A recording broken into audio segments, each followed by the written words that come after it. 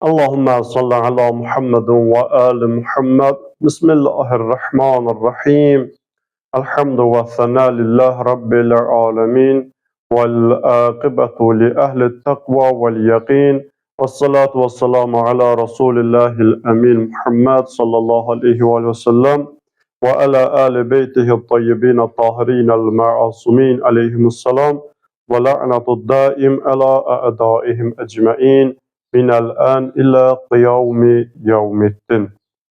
Ramazan ayı rəhmət ayıdır. Ramazan ayı məğfirət ayıdır. Günahların bağışlanması üçün insana verilən bir fürsətdir.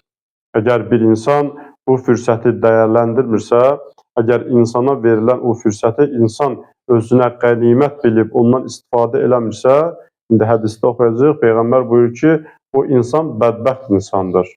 Ramazan ayı dedik, günahların bağışlanması ayıdır.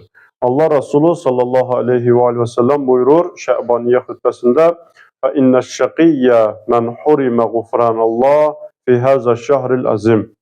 Bir həqiqətən bədbəxt o adamdır ki, bu əzəmətli ayda Allahın qufranını, yəni Allahın bağışlanmağını özünə haram edər. Təbii ki, Allah Təvvabur Rahimdir. Allah tövbələri qəbul edən mərhəmətlidir. O Qəffarət zunub, günahları bağışlayandır. Amma Peyğəmbər yenə də Şəbaniyə xütbəsində buyurur ki, siz bu ayda Allahın qonaqlığına, yəni Allahın ziyafətinə dəvət olunursunuz. İnsan Allahın ziyafətinə gedərkən, Allahın qonaqlığına gedərkən gərək pak şəkildə geçsin, gərək gözəl şəkildə geçsin. Ona görə bu ayda insan gərək istiğfarı, tövbəni unutmasın, tövbəni daha çox eləsin ki, etdiyi əməllərdən peşman olsun, istiğfar eləsin, Allah onun günahlarını bağışlasın. Artıq Ramazan ayının 14-cü günündəyik. Demək olar ki, Ramazan ayı yarısı tamamlanır. Allah bugünə qədər tutduğumuz orucu qəbul eləsin və bizim hamımıza güc, qüvvət versin ki, Ramazan ayını tamamlayaq. Bu 14-cü günün duasında oxuyuruq. Allahümme la tuaxizni fihi bil-asarat. İlahi, bugün səhvlərimə görə məni danlama. Və aqilni fihi minəl xataya vəl-həfavat. Bugün mənim xəta və səhvlərimə göz yum. Və la təcəlni fihi qaradən lil-bəlaya vəl-afat. Bugün məni bəla və afətlərə yönəltmə. İzzətikə ya izzil muslimin. İzzətinə and verirəm, ey müsəlmanlara əziz olan Allah. Allah həqiqətən izzətlidir, əzizdir, izzət sahibidir. Allah izzətinə xatir bizim xətalarımızı bağışlasın, günahlarımızı bağışlasın və bəlaları, afətləri bizdən uzaq eləsin. İslam şəriətində buyurulan o əməllər ki var, xüsusən o vacib əməllər, onların bir zahiri tərəfi var, bir batini tərəfi var. Məsələn, namazdır, həcdir ki, bu cür misallar vurmaq olar. Məsələn, namazın bir zahiri tərəfi var, bir zahiri forması var, bir batini forması var. Namazın zahiri forması nədir? Nədən təşkil olunub? Niyyətdir, qiyamdır, rukudur, səcdədir ki, namazın sütunu bunlardır. Namaz bu sütunlar üzərində qurulub. Niyyət, qiyam, ruku, səcdələr. Əgər bir insan, şəriət bizə buyurur ki, əgər bir insan bu rukunları düzgün yerinə yetirməsə, məsələn, rukudur, səcdələrdir, qiyamdır, niyyətdir, bunları düzgün şəkildə yerinə yetirməsə, onun qıldığı namaz batildir. Və İslam şəriəti bizə göstəriş verir ki, gərək bu əməlləri düzgün yerinə yetirək, bu əməllər ki, dedik, namazın rukunudur, namazın sütunudur, bu əməllərin düzgün yerinə yetirməsinə də şəriətə uyğun əməl eləyək. Bu əməllər, dedik, namazın bir zahiri tərəfidir və bunların düzgün yerinə yetirməsində diqqətli olmalıyıq. Və eyni zamanda namazın bir batini tərəfi də var. Necə ki, namazın dedik, zahiri var, eyni zamanda namazın batini tərəfi də var. Batini tərəfi, yəni mənəvi tərəfi, namazın insanın imanına təsiri, əməllərinə təsiri, namaz insanın imanının formalaşmasında, kamilləşməsində, mənəviyyatın saflaşmasında rolu. Yəni bunların hamısı namazın mənəvi tərəfi, batini tərəfidir. Namaz elə bir əməldir ki, namazda elə bir xüsusiyyət var, elə bir üstünlük var ki, namaz insanı o bütün çirkinliklərdən, pisliklərdən qoruyur. Ki, namazda belə bir gözəllik var, namazda belə bir xüsusiyyət var. İmam Səccəd əleyhissalam namazın batini gözəlliyi haqqında buyurur ki, وَأَمَّا حَقُّ السَّلَاتِ فَإِنْ تَعْلَمْ أَنَّهَا وِفَادَةٌ إِلَى اللّٰهِ Biləsən ki, namazın haqqı budur ki, namaz insanı Allaha tərəf aparır. Namaz insanı Allaha bir növ insanı Allaha seyr elətdirir. وَأَنَّكَ قَائِمٌ بِهَا بَيْنَ يَدَيِ اللّٰهِ Sən biləsən ki, namaz vasitəsilə Allahın huzurunda dayanmışsan.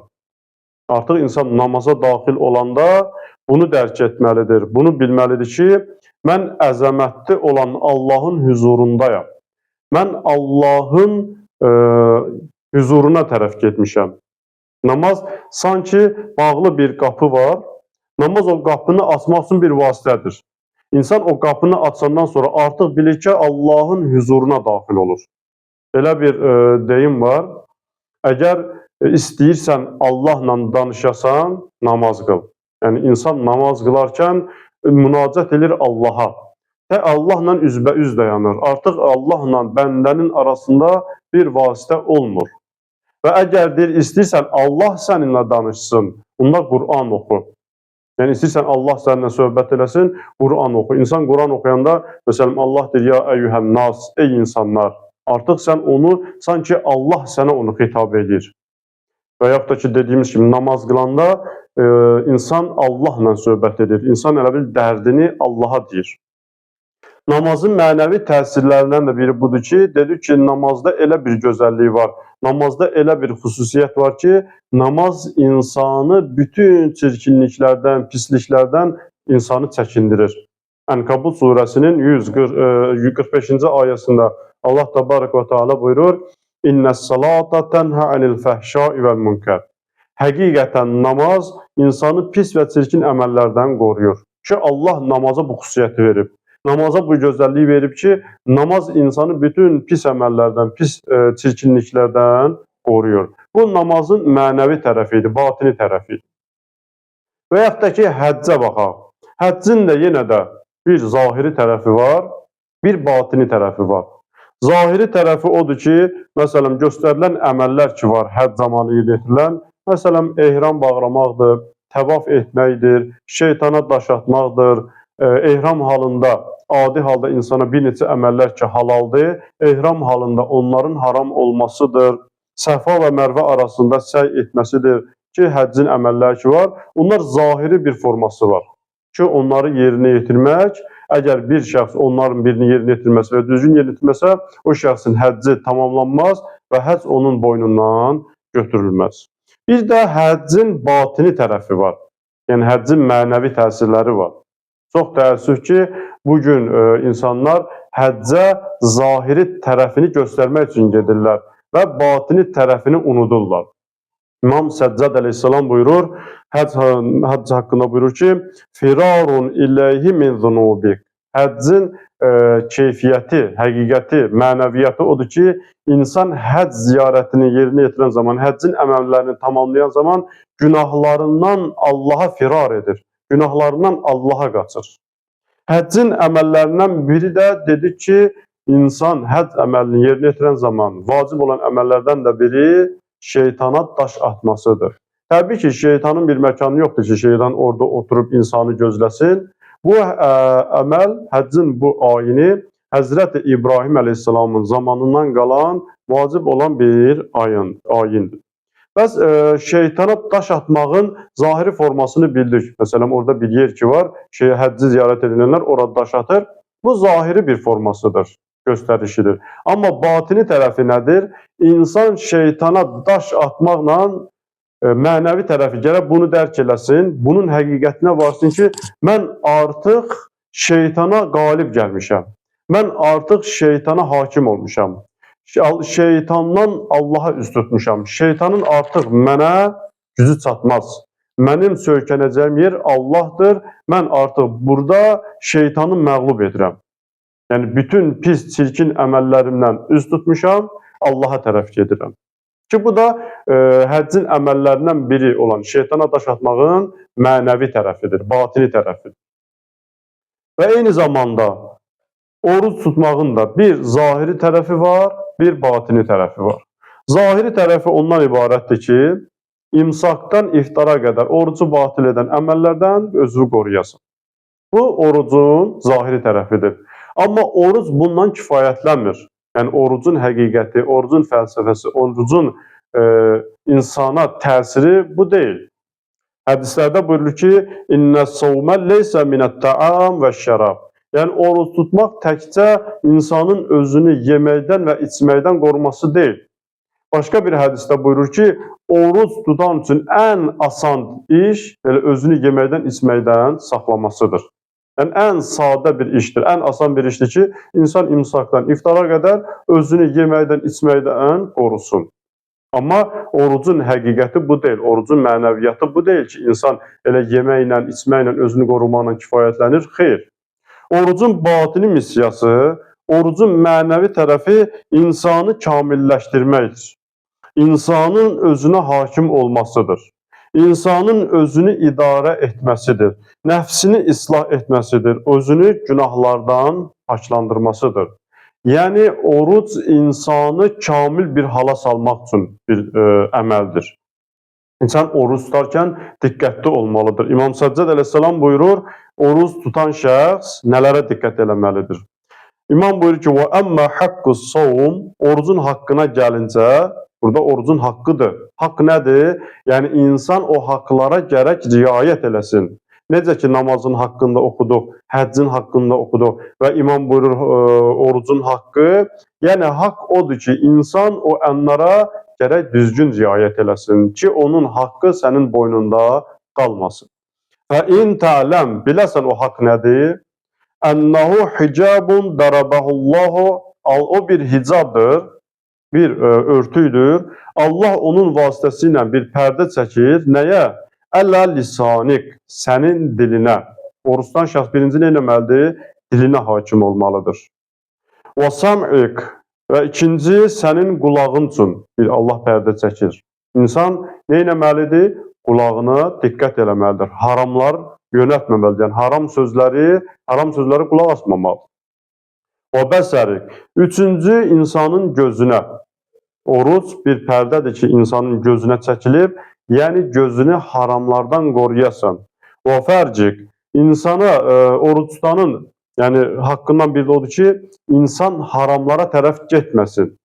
Yəni zinaya tərəf getməsin. Və bətnik, bir də odur ki, pərdədir insanın qarnına.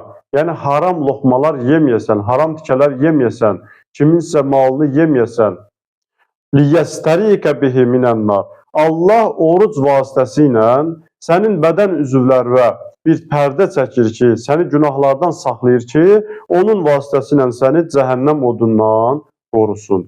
Baxın, orucun mənəvi tərəfi budur, orucun həqiqəti budur, orucun missiyası budur ki, insanı kamil bir formaya salsın, insanı saflaşdırsın, mənəviyyatını paklasın. Orucun həqiqəti budur və orucun haqları budur ki, insan gərək o haqqa riayət eləsin. İslam dini kamil bir dindir və İslam dinində göstərilən hər bir əməllərin də həm zahiri var, həm batini var. İnsan həm zahirinə diqqət eləməlidir və həm batininə diqqət eləməlidir ki, kamil dinin kamil bir nümayəndəsi olsun. İslam dini kamil bir dindir və insanı da o əməllərlə insanı kamilləşdirmək istəyir.